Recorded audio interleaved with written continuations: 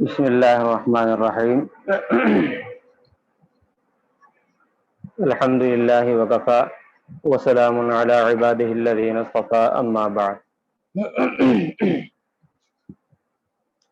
مخارج کا بیان ہو چکا تھا اور کچھ حروف جو تھے ان کا بھی بیان ہو چکا تھا، یعنی حروف کے نام ہیں۔ اب یہاں سے صفات کا بیان۔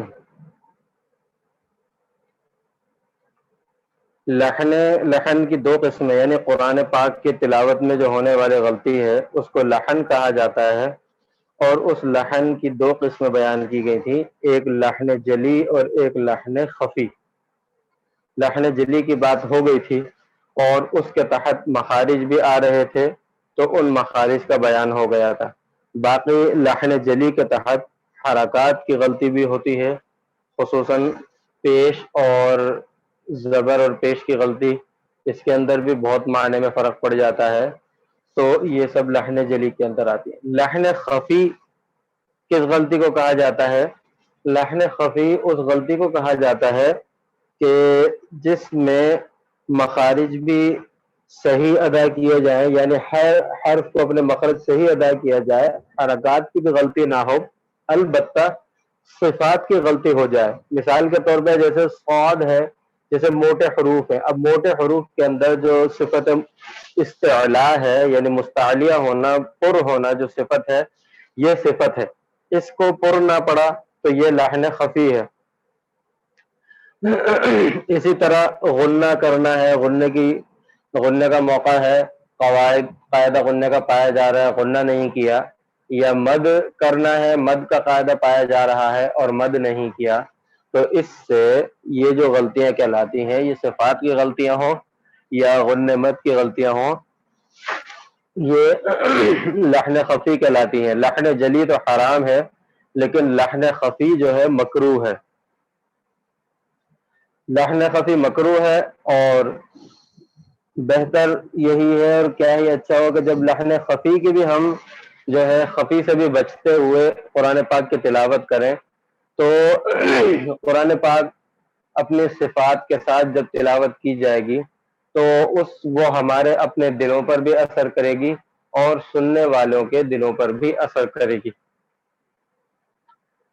تو لحن خفی جو ہے یہ مکروہ ہے، جیسا کہ لحن جلی سے مخارج کے بدلنے سے معنی ہی بدل رہے تھے، یا حرکات کی غلطی سے معنی ہی بالکل بدل رہے تھے، لحن خفی میں ایسا تو نہیں ہے، البتہ اس میں خوبصورتی اور حسن جو ہے تلاوت کا وہ باقی نہیں رہتا۔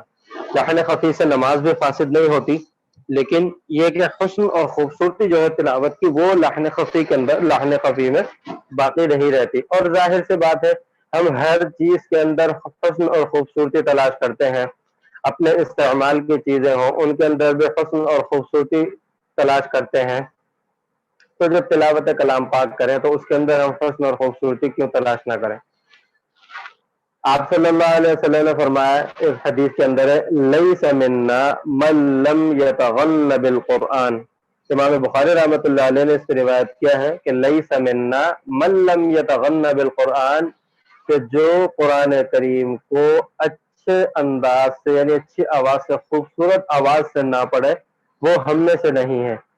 خوبصورت آواز کا تعلق مخارج وغیرہ سے تو ہے، لیکن اس سے زیادہ خوبصورت آواز کا تعلق یا خوبصورت پڑھنے کا تعلق جو ہے وہ ان صفات کی رعایت رکھنے سے ہے۔ یہ جو صفات قرآن کریم کی ہیں، جو حروف کی صفات ہیں، ان کی رعایت رکھنے سے آواز کے اندر خوبصورتی پیدا ہو جاتی ہے۔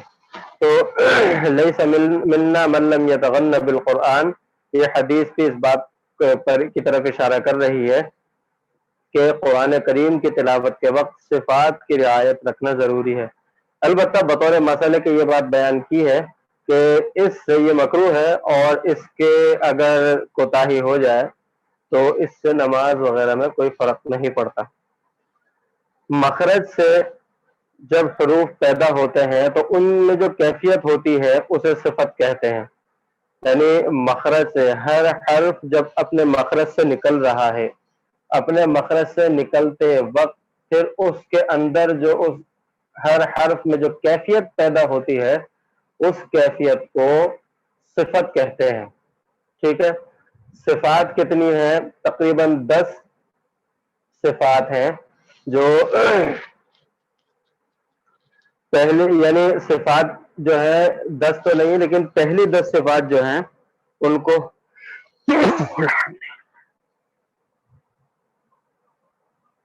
صفات تو کل جو ہے 18 ہے، لیکن پہلی 10 صفات ایسی ہیں جنہیں متضادہ کہا جاتا ہے، یعنی ایک دوسرے کی ضد، انہیں ان صفات کو صفات متضادہ کہا جاتا ہے، یعنی ایک دوسرے کی ضد، یعنی اس حرف میں یا ان حروف میں یہ صفت پائی جا رہی ہے، ان کے علاوہ ان کے مقابل کچھ حروف ہیں ان میں ان صفات کی ضد پائی جا رہی ہے، اس لیے ان کو صفات متضادہ کہا جاتا ہے۔ ان کے علاوہ 10 کے علاوہ باقی جو صفات ہیں وہ صفات غیر متضادہ ہیں۔ پہلی صفت کیا ہے؟ حمز۔ صفت حمز کسے کہتے ہیں؟ حمز کا مطلب یہ ہے بہت ضعف کے ساتھ اور نرمی کے ساتھ، ضعف اور نرمی ہونا، یہ صفت حمز کہلاتی ہے۔ صفت حمز کن حروف میں پائی جاتی ہے؟ جن حروف میں صفت حمز یعنی آواز کا ضعف اور نرم ہونا جن حروف میں پایا جاتا ہے ان حروف کا مجموعہ ہے فحثہ شخص سکت، فحثہ شخص سکت، فا ح ث ح شین خا صاد سین کاف تا۔ یہ حروف ایسے ہیں کہ ان تمام کے تمام حروف کے اندر آواز جو ہے مخرج میں ضعف کے ساتھ ٹھہرے، اور اس طرح کہ ایک دم سانس بند نہ ہو جائے بلکہ سانس جاری رہے، اور آواز میں ایک قسم کی پستی ہو، پستی مطلب ایک قسم کا یعنی اتار ہو، آواز میں ایک قسم کا اتار ہو، یہ صفت حمز کہلاتی ہے۔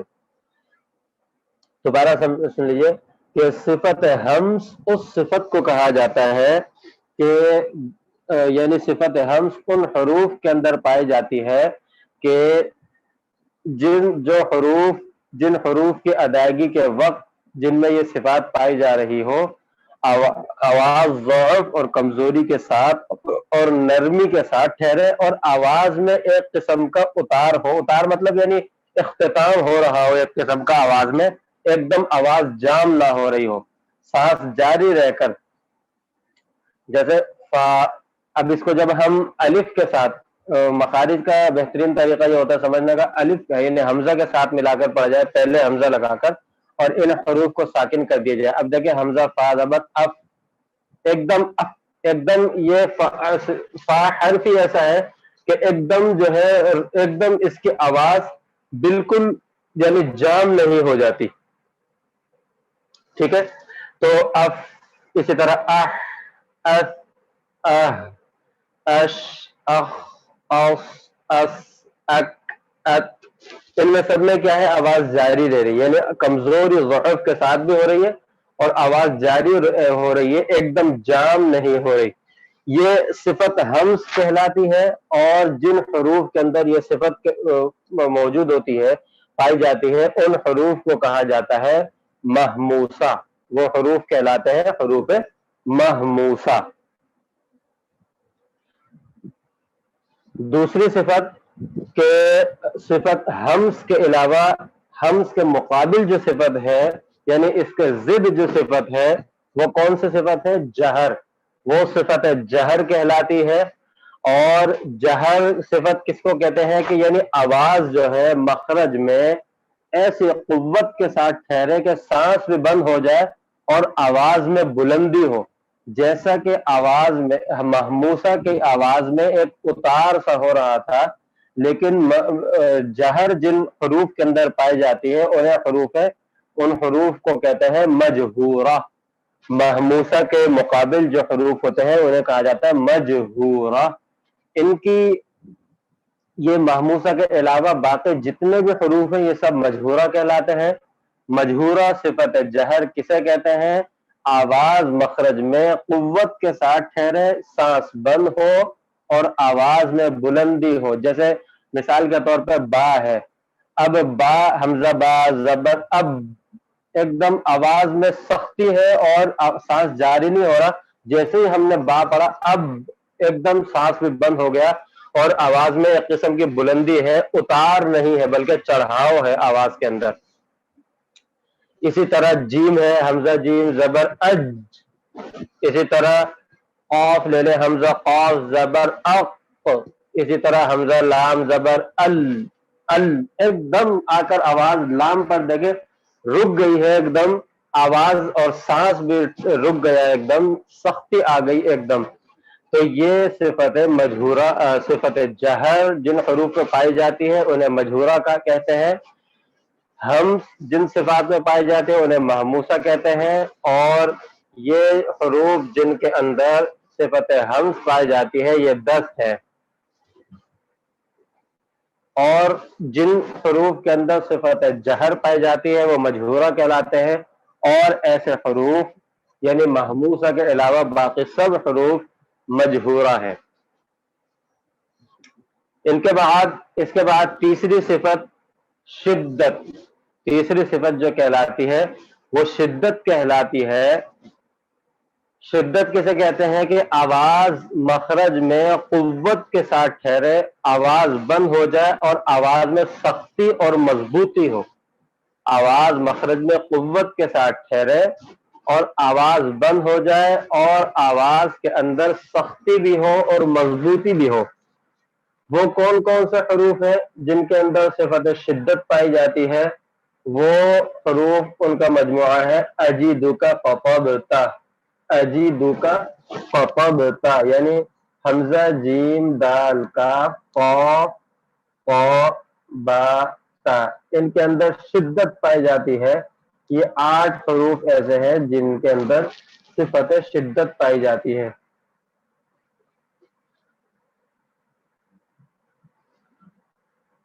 اس کے بعد چوتھا مخرج جو ہے، چوتھی صفت جو ہے وہ ہے اس کے مقابل، یعنی صفت شدت کے مقابل اس کی ضد صفت یعنی صفت رخوت.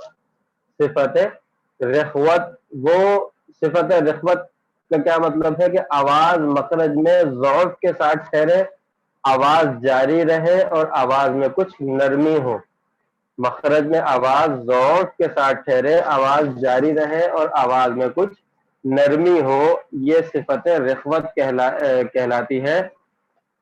لہذا ان کے درمیان ایک اور صفت ہوتی ہے، 5ویں نمبر پر وہ صفت بیان کی گئی ہے کہ جسے کہتے ہیں توسط. توسط کس صفت کو کہتے ہیں؟ مطلب یہ ہے کہ آواز مخرج میں ذوق کے ساتھ ٹھہرے، آواز جو ہے ایسے مخرج کے اندر اس انداز سے ٹھہرے، نہ ایک دم بالکل قوت کے ساتھ ٹھہرے مخرج میں اور نہ بہت ہی ذوق کے ساتھ ٹھہرے. یعنی نہ شدت پائی جائے صفت تیسرے نمبر والے صفت پائی جائے اور نہ ہی رخوت چوتھے نمبر والے صفت پائی جائے، بلکہ ان دونوں کے درمیان کی صفت پائی جا رہی ہو، حالت پائی جا رہی ہو. یعنی آواز نہ پوری طرح بند ہو اور نہ پوری طرح آواز جاری ہو.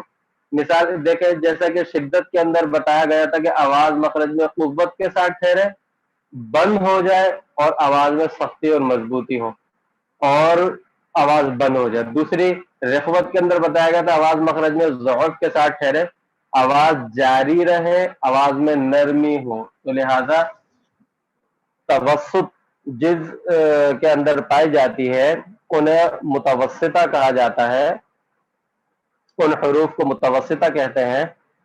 اس کا مطلب یہ ہے کہ مخرج صفت نمبر 3 اور صفت نمبر 4 دونوں کے درمیان کی حالت ہو، یعنی آواز نہ تو پوری طرح بند ہو جائے جیسا کہ شدت کے اندر، نہ آواز پوری طرح جاری ہو جیسا کہ رخوت کے اندر۔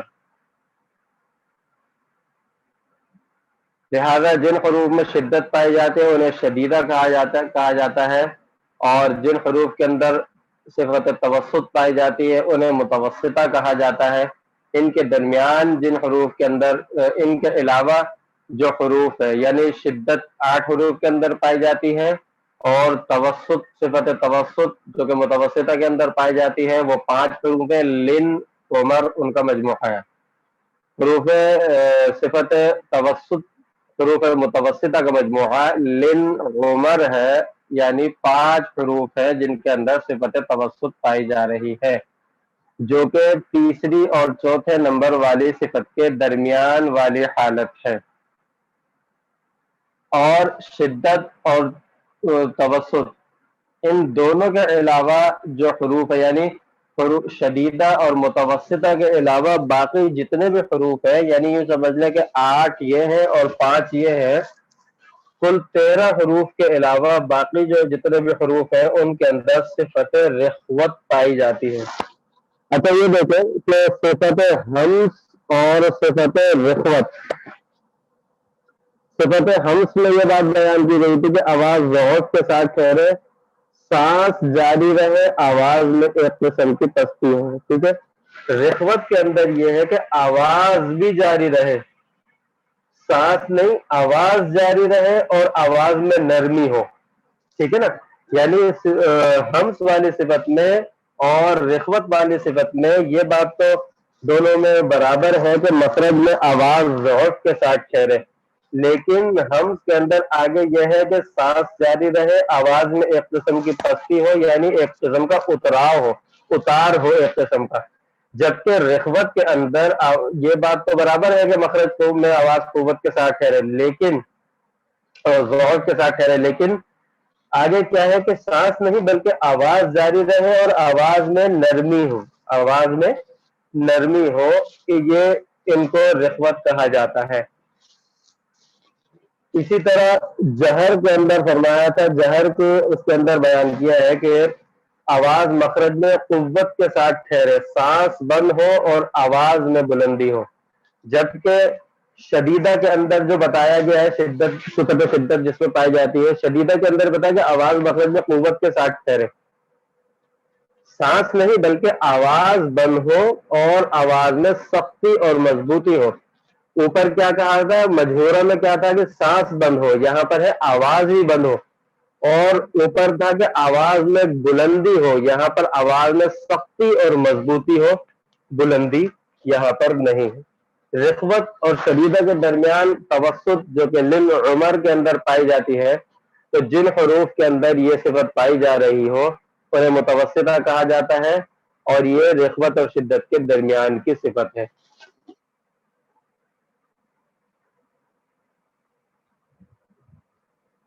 آج انہی 5 صفات کو بیان کرتے ہیں، اس کے بعد پھر آگے چلائیں گے۔ یہ 5 صفات اچھی طرح یاد کیجئے گا اور اچھی طرح ان کو سمجھ لیجئے گا۔ اور جو میں نے فرق بتایا ہے ہمس اور رخوت کے درمیان، جو بظاہر ایک جیسے لگ رہے تھے، جہر اور شدت کے درمیان جو بظاہر ایک جیسے لگ رہے تھے، لیکن ان میں جو دونوں کے اندر، ان چاروں کے اندر، اور 2 قسم کی صفت کہہ سکتے ہیں ان کو، 2 قسم کی صفات کے اندر اور ان چاروں صفات کے اندر جو فرق ہے اس فرق کو اچھی طرح سے یاد کیجئے گا۔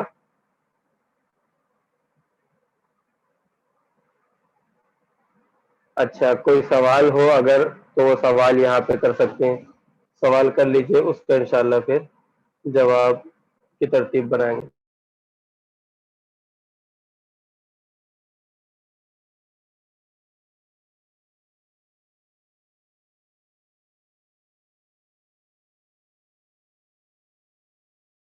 صفات چونکہ تھوڑی سی یاد کرنی سمجھنی مشکل ہوتی ہیں، اس لیے صفات میں تھوڑا سا ہلکا ہی یعنی ہاتھ رکھا ہے، کہ مطلب یہ کہ 5 ہی آج بیان کی ہے، کل دیکھ لیں گے، کل انشاءاللہ زیادہ ہو سکیں گی تو زیادہ کر لیں گے، لیکن صفات کو سمجھنا، ویسے پڑھتے وقت ادائیگی کے اندر تو جن کو آتے ہیں اور جیسے معلمین حضرات ہیں وہ تو ظاہر سی بات ہے ان کے لیے اتنا مشکل نہیں ہے، مگر ان کو یاد رکھنا یہ تھوڑا سا مشکل ہوتا ہے. یاد ہو جائیں گے تو پھر ان کو سمجھنا آسان ہوتا ہے.